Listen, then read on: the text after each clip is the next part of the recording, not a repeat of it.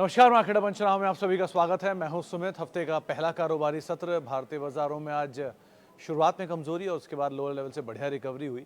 Recovery के बाद markets कहीं जाके फ्लैट साइड पे बंद होते हुए दिखाई पड़े। हिंडनबर्ग के कई सारे आरोप जो कि सेबी चेयरमैन के ऊपर लगे, उसके ऊपर दोनों तरफ से क्लैरिफिकेशन आया। सेबी की तरफ से, सरकार के कुछ हिस्सों से, इंडिविजुअली सेबी चेयरमैन एंड उनके हस्बैंड की तरफ से, और उन आरोपों के बीच में कहीं मार्केट में शुरुआत तो कमजोरी के साथ हुई, लेकिन बढ़िया रिकवरी लोअर लेवल से आते हुए दिखाई पड़ी। Mid cap index, small cap index तो हरे निशाने बंद हुआ। रियल्टी में खरीदारी थी आज। फार्मा में थोड़ी बहुत फ्लैट साइड पे कामकाज था। आईटी फ्लैट साइड पे कामकाज था। बैंक्स में खरीदारी थी, स्पेशली प्राइवेट बैंक्स के अंदर। एचडीएफसी बैंक पूरी तरह सपोर्टिव था आज। पीएसयू बैंक्स, एफएमसीजी, एनर्जी, ये थोड़ा सा नाम था जहाँ पे बिकवाली देखने को मिली, लेकिन अदरवाइज मार्केट के अंदर ऐसा कोई पैनिक स्टेट तो नहीं था। फर्स्ट हाफ में जो थोड़ा बहुत कमजोरी था उसको मार्केट ने बाय किया। अदानी समूह में थोड़ी बहुत रिएक्शन थे नेगेटिव साइड पर। कुछ शेयर नीचे थे, कुछ शेयर ऊपर आ गए थे बाद में, लेकिन वहाँ पर भी कोई बहुत नेगेटिवली मार्केट्स रिएक्ट करते हुए नहीं दिखाई पड़े। सो मोर और लेस अच्छे चलने वाले शेयरों में जुबिलेंट फूड्स था आज, 8% चला। वोल्टास था, बढ़िया चला। बालकृष्ण खराब नंबर का इम्पैक्ट था, 4-5% टूट के बंद हुआ। And stock specific story market में कामकाज कर ही रही है। एडवांस क्लाइंट 50-50 का रेशियो मान लीजिए। बहुत ज़्यादा एडवांसेस तेज नहीं थे, बहुत ज़्यादा गिरावट भी नहीं थी। 1200 शायद एडवांसेस थे और 1230 या 1300 करीब डिक्लाइन थे। सो मोर लेस फ्लैट साइड पे एडवांस क्लाइंट थे 50-50 के रेशियो में, despite mid cap small cap में खरीदारी थी। और बाकी मार्केट्स क्योंकि ट्रंकेटेड वीक है ये बहुत, एक छुट्टी है बीच में, और उससे पहले अब फिन निफ्टी एक्सपायरी है, बैंक निफ्टी एक्सपायरी है, निफ्टी भी एक्सपायरी है।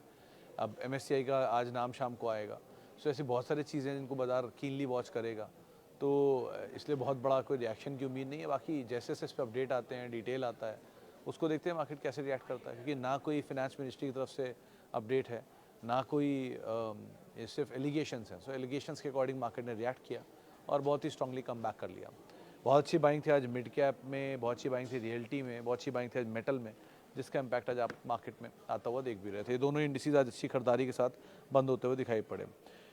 चलिए अब सवाल जवाब का सिलसिला शुरू कर लेते हैं और बातचीत कर लेते हैं कुछ सवालों को लेकर भी। सबसे पहला सवाल, सुमित जी नमस्कार। 500 शेयर नाटको फार्मा के कॉस्ट से ज़्यादा डिविडेंड ले चुका हूँ, अभी तक आगे क्या करना चाहिए? कुछ नहीं सर, अनिल जी, कुछ भी नहीं। अभी भी आप इसको आराम से होल्ड करिए। इसको आप यहाँ से भी डबल होता हुआ देख लेंगे, क्योंकि आप इतने समय से इसको होल्ड कर रहे हैं और इतना डिविडेंड इसमें आप ऑलरेडी ले चुके हैं। आज जो नंबर आए बहुत अच्छे नंबर थे नाटको फार्मा के। सो बेटर इस बने रहिए। नए 52 वीक्स हाई पे शेयर ऑलरेडी कामकाज कर रहा है। स्लोली एंड स्टेडली आप इसको बढ़ता हुआ ही देखेंगे। सो अगर आपको पैसे की ज़रूरत नहीं है तो आपको you need not to worry about your own positions. और अगर पैसे की ज़रूरत आए भी तो आप 100 शेयर 150 शेयर बेच के अपनी कॉस्ट निकाल लेना। बाकी शेयरों को फ्री के उनको आप जितना रख पाओ रख लो। The more you hold the better you will get. So आराम से होल्ड करिए, बहुत अच्छी कंपनी है और कोई पैनिक वाली स्टेट भी नहीं है यहाँ पे। Sir please rate this pharma stocks for next generation, Cipla, Zydus, Torrent. अगर यही 3 ऑप्शन है अली साहब, तो सबसे ऊपर नाम आएगा सिप्ला का, then Torrent, then Zydus and Torrent are equally good. तो ऐसा कुछ नहीं है। और नाम ऐड करने की परमिशन है तो डिवीस, रेड्डी, एल्केम, नैटको, ये 4 नाम आप आराम से कभी भी किसी फॉल में ऐड कर सकते हैं, उसमें कोई दिक्कत नहीं है। सर सुप्रिया लाइफ साइंसेज में बात करें, आज चला है। हाँ सर, आज अच्छी तेज़ी थी, 15% के आसपास तेज़ी थी, 515 आ गया। होल्ड कर सकते हैं। एंड नंबर्स भी बेटर हैं इनके। नंबर शायद आए हैं कल या परसों में नंबर आए थे, नंबर देखे नहीं मैंने, लेकिन नंबर आने थे इसी 3-4 दिन में, ये इसलिए मुझे याद है। बट आप अदरवाइज़ होल्ड कर सकते हैं। आई थिंक नंबर अच्छे हैं क्योंकि मैनेजमेंट आने वाला है इनका। और बाकी कंपनी वैसे भी अच्छा काम कर रही है। इनके प्लांट की अप्रूवल भी था और प्लांट शुरू भी होने वाला था second half of financial year में। सो एज ऑफ नाउ आप बने रहो and let's wait and watch कैसे काम होता है, लेकिन अभी के लिए बने रहने में कोई दिक्कत नहीं है इसमें।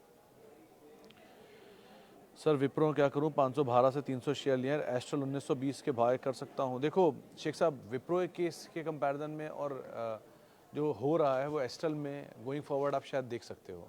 देखो एस्ट्रल में कोई खराबी नहीं है, कंपनी बहुत अच्छी है, बहुत अच्छी ग्रोथ है। एक क्वार्टर का नंबर वीक है इस बार के, लेकिन ठीक है, वो एक आध क्वार्टर चलता है। लेकिन जो एस्ट्रल में आज देख रहे हो वही कुछ समय पहले एशियन पेंट में था, पीडीलाइट में था। ये वो सब कंपनियां हैं जो एक समय तक बहुत बढ़िया तेज़ी दिखाते हैं, पॉलीकैब में इनफैक्ट, जो बहुत बढ़िया तेज़ी दिखा चुके हैं। और बहुत बढ़िया तेज़ी के बाद ये हाइबरनेशन में, अब ये कुछ समय के लिए रहेंगे इसी में ही। उस रेंज में आप एक्यूमुलेट कर सकते हो, वो आपके लिए सबसे बढ़िया ड्यूरेशन होती है एक्यूमुलेट करने की। लेकिन वो उनके लिए बेनिफिशियरी है जो बहुत लंबे समय के लिए हैं। क्योंकि आपका सवाल मैं हर दूसरे तीसरे दिन देखता हूँ, तो मैं एज्यूम करता हूँ आप लॉन्ग टर्म इन्वेस्टर हो ही नहीं। और लॉन्ग टर्म इन्वेस्टर अगर नहीं हो तो फिर आप मोमेंटम प्ले कर रहे हो। मोमेंटम मतलब आज 5% नीचे मिला ले लो, 2% नीचे का स्टॉप लॉस डाल लो, चल गया तो बहुत अच्छी बात है, नहीं चला तो स्टॉप लॉस ट्रिगर, क्योंकि तो लॉटरी है, आप खेलो बढ़िया जैसे मर्जी आए। लेकिन अगर आप लॉन्ग टर्म इन्वेस्टर हो और you want to accumulate something very good, तो एस्ट्रल इज़ वेरी गुड। आप आराम से यहाँ पे ऐड कर सकते हो, नीचे मिले थोड़ा और ऐड कर सकते हो, पेशेंस ले सकता है, लेकिन कंपनी ख़राब नहीं है। ओके, हेलो सर, आयरेडा 280 2019 शेयर हैं और सर ओला इलेक्ट्रिक 2 दिन में 40% रैली आ गया है, क्या इसे फ्रेश एंट्री करें? लॉस में ही कंपनी है। देखो अवनीश सर, दो बातें हैं। चलो आयरेडा के केस में आपके पास पुरानी, आपने बहुत लेट में जाके एंट्री की है, आप बहुत ऊपर के एंड लेवल पे एंटर कर गए हो, 30 रुपये की शेयर 300 रुपये पहुँच गया और फिर आपने लास्ट मोमेंट पे जाके उसमें एंट्री किया कहीं, तभी इसलिए आपकी खरीदारी के दाम भी ऊपर के 280 रुपये के। अब आप बने रहो, क्योंकि क्रीम वाला पार्ट तो निकल चुका जो ऑलरेडी चल चुका है। अब आप समय दोगे तो चल जाएगा, कंपनी अच्छी है, कंपनी ख़राब नहीं। आयरेडा, अब सेम वही गलती आप इसमें भी OLX ये ओला में भी करने की सोच रहे हो कि जो ऑलरेडी 40% चल चुका है। सर जो चीज़ चल चुकी है उसको पकड़ने का कोई फ़ायदा नहीं होता। आप क्या कर लोगे, मैक्सिमम लकी होगा तो 2-4 दिन के सर्किट और मिल जाएंगे आपको, 2-4 गेन और मिल जाएंगे, हो सकता है यहाँ से 20% और गेन मिल जाए, लेकिन रिस्क प्रोबेबिलिटी तो 40% और बढ़ गई ना। जो चीज़ 80 रुपये पे IPO में लोगों ने नहीं ली, वो 40% सर्किट के बाद अब आप लेने जा रहे हो। सो बेटर इज़ कि आप ये सिचुएशन कर सकते हो, हीरो मोटोकॉर्प ले लो, क्योंकि अगर EV को बाजार वैल्यू दे रहा है, मान लेते हैं कि ओला इलेक्ट्रिक जैसी लॉस मेकिंग कंपनी की EV को बाजार इतनी वैल्यू दे रहा है, सो हीरो मोटोकॉर्प भी EV में है, उनका भी अपना हीरो मोटोकॉर्प का भी EV बिजनेस है, या ग्रीव्स कॉटन का भी है, इलेक्ट्रोथर्म का भी है। इन स्टोरीज़ को प्ले कर लो आप, कंपेरेटिवली ओला से वहाँ ज़्यादा बेटर वैल्यू मिल जाएगी आपको। हाँ, क्योंकि वहाँ डोमिनेंस है तो उसका प्रीमियम मिलेगा, ठीक है, कुछ नहीं, पूरी नहीं तो थोड़ी वैल्यू तो मिलेगी कम से कम। सो हीरो मोटोकॉर्प सीम्स सेफ। अब लॉन्ग टर्म में अगर फंस भी गया तो अच्छी कंपनी नीचे और ऐड कर सकते हो। सो इस तरह की स्टोरी में प्ले करो इंस्टेड, और जो चला गया जाने दो, अब कुछ और पकड़ेंगे इसकी जगह। Okay, Sun TV VPRP Vishnu प्रकाश होगा ना, विष्णु प्रकाश तो शायद चल गया है, सन टीवी भी थोड़ा चला है, सनोफी नीचे मिल रहा है, Sanofi you can go for, लेकिन Vishnu Prakash and Sun TV cool off होने दीजिए, उसके बाद एंटर करिएगा। अभी आउटराइटली जाने की जरूरत नहीं है, कि विष्णु प्रकाश तो बहुत चला है हाल में वो EV की स्टोरी के नाम पे। सो थोड़ा कहीं नीचे मिल जाए तो ज़्यादा बेटर स्टोरी वो आपके लिए बनेगी। चलिए सर, और कुछ? Thank you sir for EMS, thank you Agarwal साहब। Hello sir, I have Maharashtra bank 500 share 66.30 पे, अब ये नीचे आ गया, please suggest what to do. देखो Komal ji, bank of Maharashtra numbers के लिहाज से बहुत अच्छा बैंक है।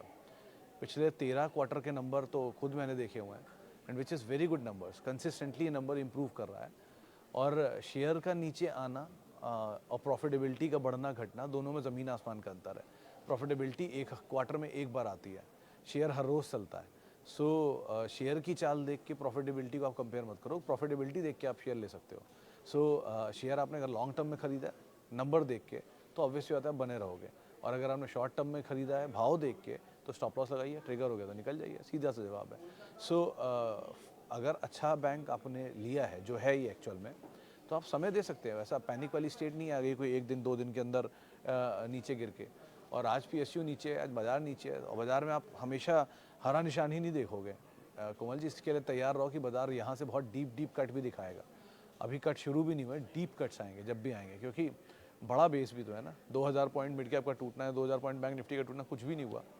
सो इस तरह से आप चीज़ों को देख के चलना, ये बेस डिनोमिनेटर बड़ा है काफ़ी।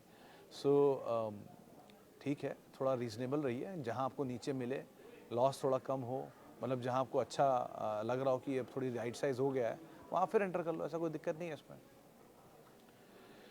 Renuka sugar fresh entry avoid करिए अतुल जी, अभी शुगर में थोड़ा सा और पेन बाकी है, मतलब ये 66 के आसपास आके द्वारकेश थोड़ा बेटर तो हो रहा है, 67, 68, 69 के जोन्स में, लेकिन अभी भी वो कॉन्फिडेंस नहीं है, थोड़ा और नीचे आने दीजिए, कोई दिक्कत नहीं है, क्योंकि शुगर पेशेंस लेगा लेकिन पैसा अच्छा देगा।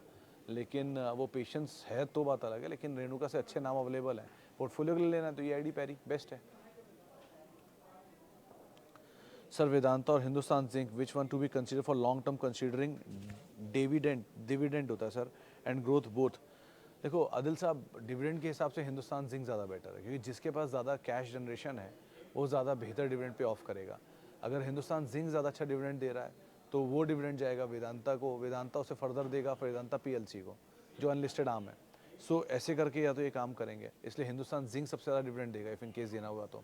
ग्रोथ भी वहाँ बेटर है क्योंकि वहाँ पर मल्टीपल ऑप्शंस हैं, दो मल्टीपल ऑप्शन वेदांता में भी, लेकिन बुक्स पे वेदांता की ज़्यादा डेट है, वो डेट फ्री है हिंदुस्तान जिंक, या मिनिमल डेट है, तो वो ज़्यादा बेटर सिचुएशन में आपको दिखाई पड़ेगा एनी डे। लेकिन एक चीज़ का ध्यान रखना, क्योंकि जिस तरह की सिचुएशन है ऐसा ना हो गोइंग फॉरवर्ड, कभी आज नहीं कभी, कि हिंदुस्तान जिंक को डीलिस्ट ही करा लें, क्योंकि इतनी अच्छी जब डिविडेंड जनरेशन या कैश जनरेशन होता है किसी कंपनी में तो यूजुअली उसे डीलिस्ट करा लिया जाता है यूजुअली, क्योंकि जैसे कैडबरी था, रेबैन था, या एमएनसीज में बहुत सारे नाम हैं, बहुत सारी कंपनियां थी जो लिस्टेड थी एक समय पर, उनमें, या यूटीवी सॉफ्टवेयर था, इस सब में बहुत अच्छे अच्छे डिविडेंड आते थे। तो विद टाइम उनको लगा कि यहाँ अच्छे डिविडेंड सबको क्यों बांटे जाएं, तो उन्होंने बड़ा एक वो लेके उसको डिलिस्ट ही करा लिया। सो उनके लिए एज हो गया। सो वो अभी की लेकिन सिचुएशन नहीं है, बेटर साइड पर है कि अभी तो आप एटलीस्ट हिंदुस्तान जिंक पे जा सकते हो कोई फॉल मिले तो, और you can hold it for long time. Okay sir CDSL की रिकॉर्ड डेट 24 अगस्त है, मैं आज बाय किया, मुझे बोनस शेयर मिलेगा क्या?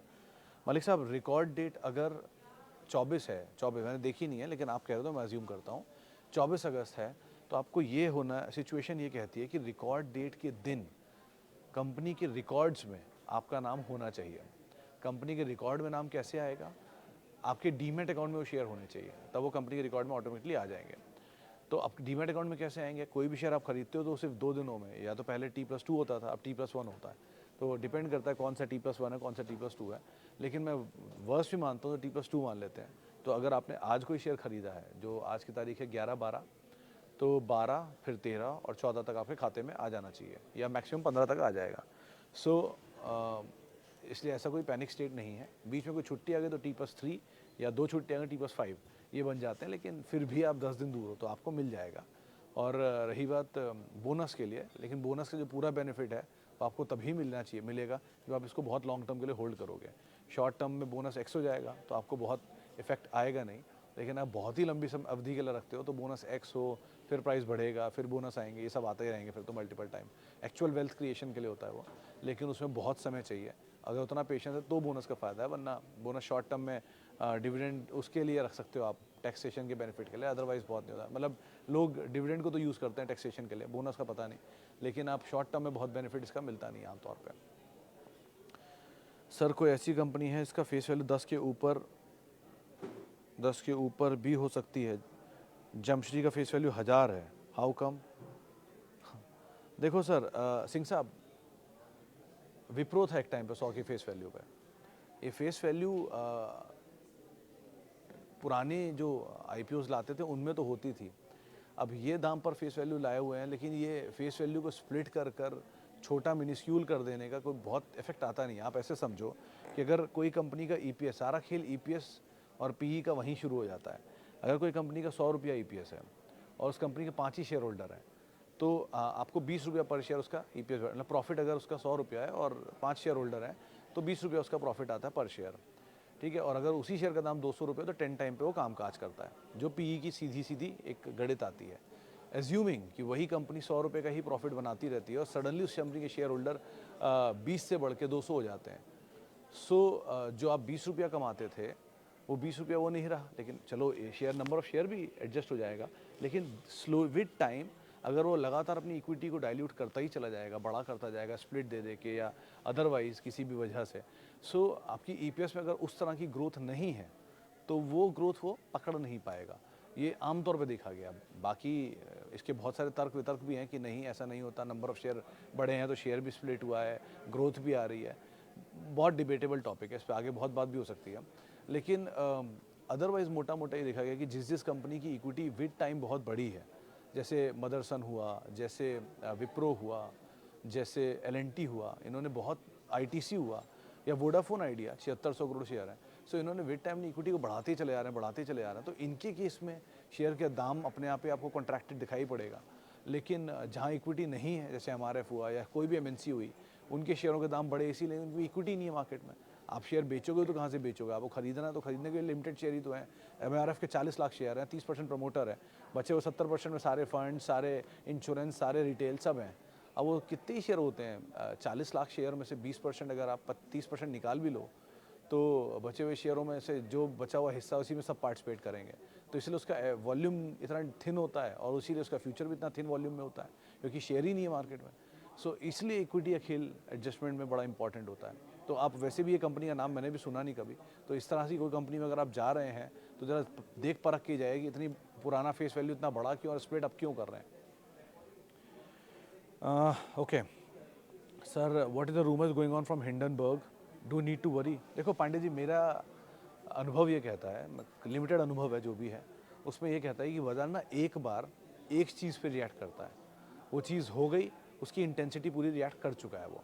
अब आप मल्टीपल टाइम उसमें नाम बदलते रहो, कभी अदानी है, कभी सेबी चीफ है, कभी एक एक्स है, कभी वाई है, उससे बहुत फ़र्क पड़ना नहीं है। सबको ये चीज़ विद टाइम ना वो नॉन इवेंट हो जाएगा। आज थोड़ा बहुत इवेंट हुआ, पहले बहुत बड़ा इवेंट था, विद टाइम थोड़ा और करते करते वो नॉन इवेंट हो जाएगा। Because with time you will realise कि क्या ही होता है इसमें। सो जैसे कोविड का पहला वेव इम्पैक्टेड था, बाद के वेव धीरे धीरे आते गए और सीवियर भी होते गए, लेकिन बाजार ने रिएक्ट नहीं किया।